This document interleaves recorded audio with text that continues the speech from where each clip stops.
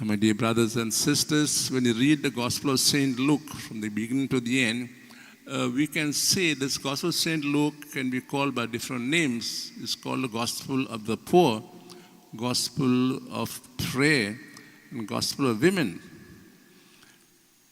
Luke tells us Jesus has come to heal, more so the poor.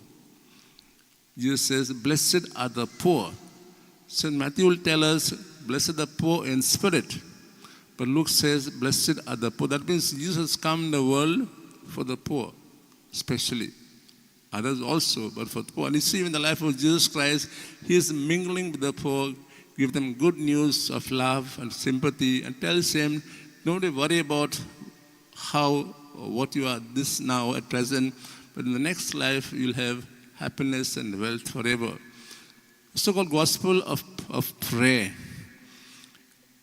Luke tells us much more than the other evangelists that Jesus was seen at prayer. And Luke describes his prayer many times. He says, when Jesus was about to choose the 12 apostles, he prayed first. So also when he was on Mount Tabor, before at the transfiguration, Jesus prayed.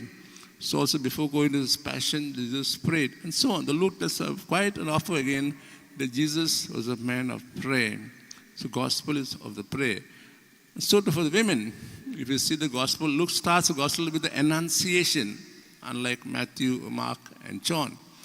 And ends also the gospel with the body of Jesus Christ brought down with Mary and the women are there and laid in the tomb. So right to the gospel, you find women accompany Jesus as his disciples, telling us the good news that every one of us, no matter what we become, what we are, what our sexes, we have a role to part. In the gospel passage today, we have got an interesting message for all of us. Jesus sends 70 others to preach. The 70 number is very symbolic. Let's not take it literally 70. He sent many, many others to preach. And he gives instruction. When you go and preach, do not take a baggage with you. I am with you. I will provide for all your needs and believe in me. All of us, in a way, are evangelists, as I said, and we are called to rewrite the story of Jesus through our lives.